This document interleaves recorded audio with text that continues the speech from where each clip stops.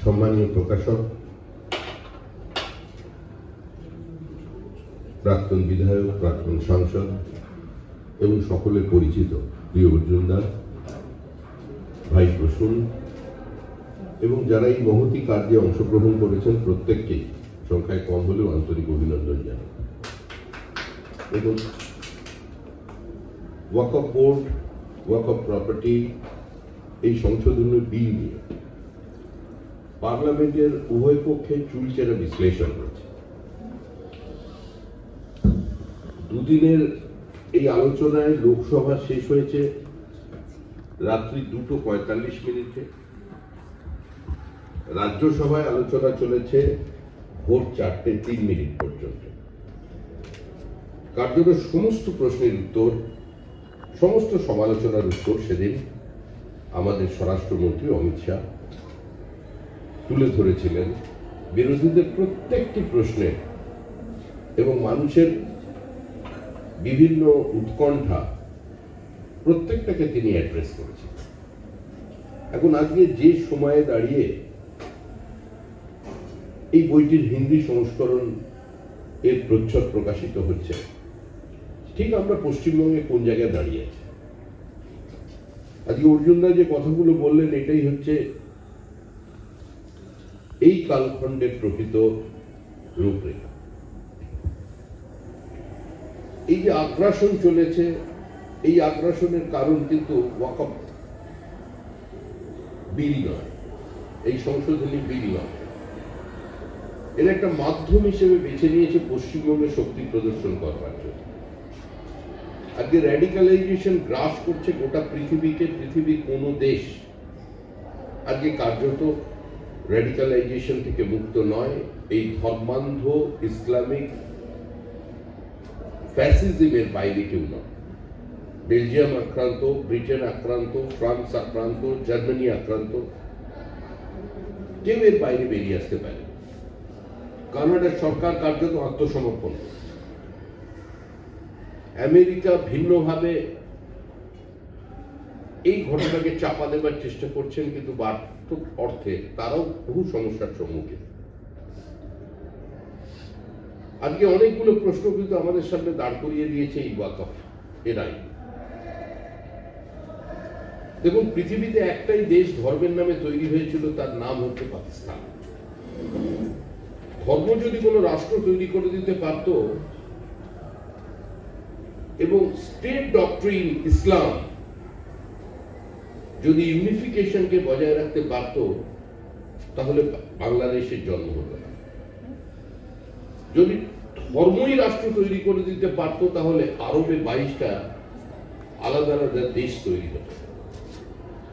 ধর্মই যদি বিভিন্ন ক্ষেত্রে কূটনৈতিক বিভিন্ন বিষয়ের সমাধান করে দিতে পারত বা সংঘবদ্ধতার মধ্যে দিয়ে ধর্মের নামে কাউকে প্রতিহত করতে পারত, তাহলে আমেরিকা ইরানে বোমা নিক্ষেপ করবার জন্য যে এয়ার স্ট্রিপের উপর দিয়ে এসেছে, প্রত্যেকটাই ইসলামিক দেশের এয়ার স্ট্রিপ। তারা কিন্তু সেখানে বাধা দেয়নি। কিন্তু যখনই এটা মধ্যপ্রাচ্য পেরিয়ে সম্পূর্ণ আমাদের দেশের কাছে আসছে, তখনই পরিস্থিতিটা বদলে যাচ্ছে। যে বাংলাদেশে জন্ম দিলেন শ্রীমতী ইন্দিরা গান্ধী, আজকে ইন্দিরা গান্ধীর কুশপুত্তলিকার সঙ্গে যে কদর্য ব্যবহার করা হচ্ছে, সেটা সভ্য জগতে আধুনিক পৃথিবীতে কোথাও মানুষ দেখে। ইন্দিরা গান্ধীর নামাঙ্কিত লাইব্রেরি 70,000 বই ছিল, সেখানে সম্পূর্ণ ভস্মীভূত করে দিয়েছে। আমরা বারবার একটা কথাই বোঝাতে চাইছি, এই যে ওয়াকফকে কেন্দ্র করে পশ্চিমবঙ্গের বিভিন্ন প্রান্তে সংঘর্ষ হল। একজন হিন্দু মহিলা দাঁড়িয়ে বলছেন বিবাহিত মহিলা বিএসএফ কে যে আপনারা গুলি করুন, আমার বুক ঝগড়া করে দিন, আমি আপনার হাতে মরতে চাই, কিন্তু অন্যের হাতে শরীরটা আমি অপবিত্র করতে চাই। এই দৃশ্য কিন্তু ভারতবর্ষে কোথাও কেউ মানুষ দেখেনি। যখন কার্যত কাশ্মীরে এথনিক ক্লিনজিং হয়েছিল, হিন্দু পণ্ডিতদের, কাশ্মীরি পণ্ডিতদের ওখান থেকে চলে আসতে হয়েছিল, তখন তারা নিগৃহীতা হয়েছিলেন, ধর্ষিতা হয়েছিলেন, খুন হয়েছিলেন। তাদের শরীরের বিভিন্ন অঙ্গে উর্দু ভাষায় লৌহ শলাকা একদম উত্তপ্ত অবস্থায় পুড়িয়ে বিভিন্ন জিনিস লিখে দেওয়া হয়েছিল, কিন্তু কেউ দাঁড়িয়ে বলেননি পুলিশকে দাঁড়িয়ে গুলি করতে, বিএসএফ কে দাঁড়িয়ে গুলি করতে বলেনি, যেটা আমরা দেখলাম ওয়াকফকে কেন্দ্র করে। আসল বিষয়টা কি? বিষয়টা হচ্ছে একটা ধর্মান্ধ মৌলবাদ, যেটা চীনে সুবিধা করে উঠতে পারেনি, আমেরিকায় সাহস পায়নি, ফ্রান্স সৌদি উদারীকরণের জন্য কার্যত সেখানে তারা এগিয়ে গিয়েছিল। এখন তারাও অনেক স্ট্রিংজেন্ট ল নিয়ে এসেছে যাতে এই ধর্মান্ধতাকে, এই মৌলবাদকে আটকে দেওয়া যায়। আর ভারতবর্ষের ক্ষেত্রে দেখা যাচ্ছে যে বাংলাদেশে ইন্দিরা গান্ধীর যেভাবে বইটা পড়লো, মানে একটা মানসিকতা, যে মানসিকতা সিটি অব আলেকজান্ড্রিয়ার সবচেয়ে বড় লাইব্রেরিতে আগুন লাগিয়েছিল, যে মানসিকতা নালন্দা, বিক্রমশিলা, তক্ষশিলায় ধ্বংস লীলা চালিয়েছিল, সেই মানসিকতা ইন্দিরা গান্ধীর লাইব্রেরি পুড়িয়েছে। তারাই কিন্তু ছোট ছোট বাচ্চাদের, বা যে শিক্ষকের কাছে আগের দিন পর্যন্ত টিউশন নিয়েছে বিনা পয়সায়, তার লাইব্রেরিটায় আগুন লাগিয়ে দিয়েছে। তারাই মহেশতলায় আগুন জ্বালিয়েছে। এই র্যাডিক্যালাইজেশনের বিরুদ্ধে, এই ধর্মান্ধতার বিরুদ্ধে আমাদের লড়াই করতে হবে। আজকে আমরা ওয়াকফ প্রপার্টি নিয়ে কথা বলছি। আপনি যদি বর্ধমান জেলায় যান, নদীর জমির এক প্রান্তে দাঁড়িয়ে অন্য প্রান্তটা হয়তো বাইনাকুলার নিয়েও দেখতে পারবেন, সবটাই দেবোত্তর সম্পত্তি। সিপিআইএম এর আমলে দেবোত্তর সম্পত্তি তারা কোঅপারেটিভ বানিয়ে তারা গরিব মানুষের মধ্যে চাষাবাদ করত, কিছু কিছু স্থানীয় নেতাদের কাছেও চলে যেত সেই ভাগের পয়সা। কিন্তু এখন দেখা যাচ্ছে দেবোত্তর সম্পত্তি কার্যত প্লট করে বিক্রি করে দেওয়া হচ্ছে, সেখানে কনস্ট্রাকশন হয়ে যাচ্ছে, কিন্তু হিন্দু সমাজ সংঘবদ্ধভাবে এর বিরুদ্ধে গণপ্রতিবাদ গড়ে তুলছে। এর মধ্যে দাঁড়িয়ে আজকে হিন্দি সংস্করণ অনুবাদ হচ্ছে। ঝাড়খণ্ডের সাংসদরাও তারাও পার্লামেন্টে প্রশ্ন তুলছেন যে পশ্চিমবঙ্গ একটা সেফ প্যাসেজ হয়ে যাবার কারণে আজকে আমাদের এখান দিয়ে অনুপ্রবেশ করে ঝাড়খণ্ডের ডেমোগ্রাফি কিন্তু বদলে দিয়েছে এই বাংলাদেশে অনুপ্রবেশকারী, যারা একদিন দেশটাকে নাপাক বলে, দারুণহার বলে এই বিভাজন চেয়েছিল, তারা কিন্তু আজকে পশ্চিমবঙ্গকে ব্যবহার করছে শুধুমাত্র একটা সেন্টার হিসেবে, তারপর বিভিন্ন রাজ্যে ছড়িয়ে পড়ছে। এই মুহূর্তে গুড়গাঁও কিংবা নয়ডায় কাজের লোক পাওয়া যাচ্ছে না, বা যারা বাড়িতে গৃহ পরিচারিকার কাজ করতেন, যারা 7,000 টাকা নিতেন, তারা 14,000 টাকা ডিমান্ড করছেন, কারণ কাজ করার লোক নেই। বিহারে এসআইআর শুরু হয়ে যাবার পরেই তারা সেখান থেকে বহু মানুষ আতঙ্কে অন্য জায়গায় চলে গিয়েছে। গুলশান কলোনি নিয়ে এত আলোচনা চলেছে সংবাদপত্রের শিরোনামে, কিন্তু প্রশ্ন হলো গুলশান কলোনি হলো কি করে? পশ্চিমবঙ্গে দুটো রামসার সাইট আছে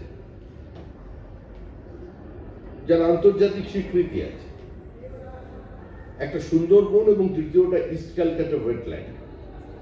তার উপরে এ ধরনের মানুষজন কি করে বসে পড়লো? আর এরাই তো বিভিন্ন সময় গিয়ে ট্রেনে আগুন লাগাচ্ছে, এরাই তো ওয়াকফকে কেন্দ্র করে আরো বেশি উত্তেজিত হয়ে পড়ছে। সল্টলেকের মতো জায়গায় Saha institute of nuclear physics, যার সঙ্গে ডিআরডিওর সরাসরি সম্পর্ক আছে, বহু প্রিসাইজ টুলস তারা তৈরি করে, ইকুইপমেন্টস তারা তৈরি করে, এটা অত্যন্ত একটা আন্তর্জাতিক খ্যাতিসম্পন্ন একটি সংস্থা। আজকে সেখানে নির্দিষ্ট একটি গোপনীয়তা আছে, এটা দেশের আভ্যন্তরীণ সুরক্ষার সঙ্গে যুক্ত। আজকে তার পাঁচিলের পাশে রোহিঙ্গা বসে পড়েছে। ইনস্টিটিউটের প্রধান স্থানীয় থানায় 3 বার যাবার পরেও কোনো এভিকশন হয়নি। কে এভিকশন করবে? সল্টলেক পুলিশ কমিশনারেটের পেছনে তারা আজকে রোহিঙ্গা বসে পড়েছে। সল্টলেকের মধ্যে, বিধাননগরের মধ্যে মসজিদ তৈরি হয়ে গেছে, কে পারমিশন দিয়েছেন কেউ জানে। শিবপুর বোটানিক্যাল গার্ডেন, আচার্য প্রফুল্লচন্দ্র বোস বোটানিক্যাল গার্ডেন নাম দিয়েছিলেন আমাদের কংগ্রেসের নেতা জয়রাম রমেশ। আমি ওনাকে বললাম, স্যার আপনি তো নামটা দিলেন। উনি গল্প করলেন, হ্যাঁ আমি তোমার নাম ওখানে বদলেছি। বললাম, ওর মধ্যে মসজিদ হলো কি করে? জলের লাইন কি করে গেল? কি করে বিদ্যুৎ সংযোগ পেয়ে গেল আপনার? বোটানিক্যাল গার্ডেনের যিনি ডিরেক্টর আছেন, বারবার তিনি আমাদের চিফ সেক্রেটারিকে চিঠি লিখেছেন, হাওড়ার এসপি কে জানিয়েছেন, এখনো পর্যন্ত কোনো ব্যবস্থা হয়নি। তারপরে কোনোদিন ঘোষণা করে দেবেন এটা ওয়াকফ প্রপার্টি। আপনারা চিন্তা করুন, royal Calcutta golf club walk of property কত টাকা ভাড়া পায়? এই মুহূর্তে সম্ভবত রয়্যাল ক্যালকাটা গলফ ক্লাবের মেম্বারশিপের ভ্যালু হচ্ছে 1,20,00,000 টাকা, 8 বছর ওয়েটিং। ভাড়া দিচ্ছে কত মাসে? কার পকেটে যাচ্ছে টাকা? যারা এই ওয়াক অফ প্রপার্টি নিয়ে এনজয় করছেন মুষ্টিমেয় কিছু মানুষ। আমি বারবার একটা কথা উদাহরণ দিই। অল্প কিছুদিনের জন্য বিধায়ক ছিলাম, আমি বিধানসভায় প্রশ্ন তুলেছিলাম। আমাদের মন্ত্রীর নাম কি? জাভেদ খান। জাভেদ খানের উপস্থিতিতে আমি মুখ্যমন্ত্রীকে বলে প্রশ্ন করেছিলাম যে মাননীয় মুখ্যমন্ত্রী, আপনি বলুন কড়েয়া থানার সামনে একটা প্রপার্টির ওপরে সেখানে মোতোয়ালির নাম লেখা আছে, হাইকোর্টের নোটিশ টাঙানো আছে যে এইটা ওয়াক অফ প্রপার্টি, কড়েয়া থানার উল্টো ফুটে অর্ডার কমপ্লাই করা তো অনেক দূরের কথা, পুলিশ জিজ্ঞাসা পর্যন্ত করলো না। আজকে সেখানে গেলে চিনতে পারবেন না, মাল্টি স্টোরেড বিল্ডিং হয়ে গেল। আমি দেখিয়ে বললাম, জাভেদ স্যার তো জানেন পুরো বিষয়টা, অর্থ প্রত্যেকেই জানেন কে কনস্ট্রাকশন করছিলেন। মুখ্যমন্ত্রী নিজে যেটা নির্বাচনী কেন্দ্র, এখন যেখান থেকে উনি নির্বাচিত ভবানীপুর, সেই ভবানীপুরে উনি দ্বিতীয়বার মুখ্যমন্ত্রী, ওখান থেকে জিতে আসবার পরে দুটো ওয়াক অফ প্রপার্টি আজকে সেটা আবার মালিকানা বদল হয়ে গেছে, সেখানেও কনস্ট্রাকশন শুরু হয়ে গেছে। অর্থাৎ এই লুট যেটা চলছে, এটা গরিব মুসলমানকে লুট করছে, আর কিছু হিন্দু পরিবারকে একটা চরম অসহায়তার দিকে ঠেলে দিচ্ছে। ভারতবর্ষের বহু উন্নয়নের কাজ ব্যাহত হয়ে গেছে এই ওয়াকফ বোর্ডের বিভিন্ন আইন আর তার কারণে বিভিন্ন লিটিগেশন। আজকে তার থেকে এক সরকার একটা মুক্তি দেবার চেষ্টা করেছে। আজকে ইডেন গার্ডেন সেটাও ওয়াকফ প্রপার্টি, কোনোদিন বলে দেবেন ফোর্ট উইলিয়াম ওয়াকফ প্রপার্টি। এই যে একতরফা ঘোষণা চলছিল, তার বাইরে বেরিয়ে আসার একটা প্রচেষ্টা। কিন্তু আমরা যারা পশ্চিমবঙ্গে বসবাস করি, আমরা ওয়াকফের নামে একটা তাণ্ডব দেখলাম। আমরা দেখলাম ট্রেনে আগুন লাগলো, হিন্দুদের বাড়ি লুট হলো, সর্বস্ব তাদের কেড়ে নেওয়া হলো, নিজ দেশে আবার তারা পরবাসী হয়ে গেল, বাড়ি ফিরতে পারছেন না। ছোট ছোট বাচ্চাদের বইতে আগুন লাগিয়ে দেওয়া হয়েছে। এর সঙ্গে কোনো ওয়াকফের যোগ নেই, এর সঙ্গে কোনো আইনের যোগাযোগ নেই। যেটা আছে সেটা হচ্ছে ক্রমবর্ধমান র্যাডিক্যালাইজেশন। আজকে সেটাকে আটকাতে হবে, তাহলেই পশ্চিমবঙ্গ বাঁচবে। এইমাত্র ধর্মতলার উপর দিয়ে এলাম। আমাদের আজ থেকে 35-40 বছর আগে দেখা ছোটবেলায় আমরা যখন এসপ্ল্যানেডের উপর দিয়ে যেতাম, তখন এসপ্ল্যানেডের একটা ভিন্ন চেহারা ছিল, ভিন্ন জৌলুস ছিল। 120 বছর 130 বছরের কিছু দোকান ছিল, আজকে সেগুলোই চেপে গেছে। গ্র্যান্ড হোটেল কলকাতার একটা দর্শনীয় আকর্ষণ, দূর থেকে দেখতে সুন্দর লাগতো। আজকে আপনি হোটেলের মেন গেটটা ছাড়া অন্য কিছু খুঁজে পাবেন না। পাশ দিয়ে গাড়ি করে চলে গেলে কখন গ্র্যান্ড হোটেল এলো আর কখন বেরিয়ে গেল আপনি বুঝতে পারবেন না। গ্র্যান্ড হোটেলের আগের ফুটে লিডসে ঢোকার মুখে কত প্রাচীন দোকান, বিদেশিদের দোকান পর্যন্ত ছিল, পরবর্তীকালে অ্যাংলো ইন্ডিয়ানদের হাতে এসেছিল। সেই দোকানগুলো যাচ্ছে না, সমস্ত ফুটপাত দখল হয়ে গেছে। যেটা অর্জুনদা বললেন, আমি সেই কথা রেস্টেন একটু কথা বলে শেষ করবো। আপনাদের যে কজন আছেন একটু এটা সচেতন করার জন্য, যে গোটা কলকাতাটা বড় বাজার, সেন্ট্রাল এভিনিউ কার্যত পরিকল্পিতভাবে আজকে 3 গুণ দাম দিয়ে কিনছেন, কালকে তার থেকে কম দামে কিনবেন। কলকাতার একজন বিখ্যাত জুয়েলার, বড় বাজারে 3 পুরুষের ব্যবসা, তার একটা বড় গদি আছে, সেটা পরিষ্কার পরিচ্ছন্ন রাখা হয়, দরজা বন্ধ তার 30 বছর ধরে, কিন্তু সেটা তারাকে মেনটেন করে। 25 বছর আগে তারা দোকানটিকে তুলে, মানে তাদের ব্যবসা ওখান থেকে থিয়েটার রোডে নিয়ে চলে গেছে। কিন্তু যেহেতু পূর্বপুরুষের একটা, তার সঙ্গে তার ঠাকুরদাদা ওই গদিতে বসেছেন, সেই ভদ্রলোকও বৃদ্ধ হয়েছে, তিনি ওখানে ব্যবসা করেছেন ব্রিটিশ ইন্ডিয়া, নাম করা জুয়েলার নামটা করছিলেন, কিন্তু তার সঙ্গে ওর একটা আবেগ জড়িয়ে আছে। তাকে একজন এসে বলছেন, সেঠজি तो दुकान बेकार पड़े हुए हैं, ये दे दीजिए, हम 40% उसके ऊपर प्राइस देंगे, दे दीजिए। उन्होंने बोले, भाई আমার তো কোনো টাকার প্রয়োজন পড়েনি, আর ঈশ্বর যা টাকা দিয়েছেন আমি দোকানটা কেন বিক্রি করবো, আমার দোকান আছে, থাক। ওই দোকানে আমার বাবা বসেছেন, আমার দাদু বসেছেন, আমি কেন দেব? বলে সেট কি আজ বল রে হ্যাঁ, চিন্তা করে দেখুন থিয়েটার রোডে গিয়ে একজন উর্দু ভাষী মানুষ তিনি বলছেন যে আজ বল রে আজ 40% ज्यादा दे रहे, 3 साल बाद आपको 40% कम मिलेगा और उसका बाद ऐसे ही हम लोग ले लेंगे। আমাদের যিনি কলকাতা কর্পোরেশনের মেয়র তিনি প্রকাশ্যে বলছেন সেদিনের বেশি দেরি নেই যেদিন 50% মানুষ উর্দু ভাষায় কথা বলবে। অর্থাৎ আমরা এই ওয়াকফ নিয়ে আলোচনা করি কিংবা কোনো বাংলাদেশি অনুপ্রবেশকারী নিয়ে আলোচনা করি, রোহিঙ্গাদের নিয়ে আলোচনা করি কিংবা silent demographic invasion changing of demography নিয়ে কথা বলি, আমাদের একটা বিশেষ ঘটনার কথা মনে রাখতে হবে যে শ্যামাপ্রসাদ মুখার্জি রবীন্দ্রনাথ ঠাকুরকে কলকাতা বিশ্ববিদ্যালয়ে আহ্বান করেছিলেন কনভোকেশন মিটিংয়ে বাংলায় বক্তৃতা করার জন্য। সেটাই ছিল ব্রিটিশ ইন্ডিয়ায় প্রথম কোন বিশ্ববিদ্যালয়ে কোন উপাচার্য স্থানীয় ভাষায় বক্তৃতা দেওয়ার একটা উদ্যোগ নিয়েছিলেন। যেদিন রবীন্দ্রনাথ বক্তৃতা করতে এসেছিলেন, বক্তৃতা প্রত্যেকের পড়া উচিত, সেদিন কিন্তু সমস্ত উর্দু ভাষী এবং সমস্ত মুসলিম যারা ওখানে ছিলেন তারা সেটাকে বয়কট করেছিলেন। তাদের বক্তব্য ছিল যে বাংলা ভাষা তো দেব ভাষা থেকে উৎপন্ন, অর্থাৎ বাংলা ভাষাকে যেরকম বয়কট করেছে বলে মনে করার কোনো কারণ নেই যদি হিন্দি ভাষায় কেউ বৈঠক তখন বক্তৃতা করতেন, যদি রবীন্দ্রনাথের জায়গায় অন্য কোনো কবিও এসে বক্তৃতা করতেন হিন্দিতে সেটাকেও বয়কট করা হতো, কারণ হিন্দিও তো সেই দেব ভাষা থেকে উৎপন্ন। তো এই মানসিকতাটা কিন্তু পশ্চিমবঙ্গে ক্রমবর্ধমান। উত্তরপ্রদেশে কিংবা বিহারে, মধ্যপ্রদেশে এ ধরনের একতরফা একচেটিয়া একাধিপত্য যদি কেউ প্রতিষ্ঠা করতে চায় বা এই ধর্মান্ধতা যদি একটু বেশি মাত্রায় নিজের শক্তি দেখাতে চায়, সেখানে প্রতিহত হয়। যে ভাষায় প্রতিবাদ করা দরকার বা প্রতিরোধ করা দরকার সেই ভাষায় প্রতিরোধ করা হয়, সেখানকার মানুষ করেন, প্রশাসন করেন। আর আমরা এখানে আত্মসমর্পণ করে ফেলেছি।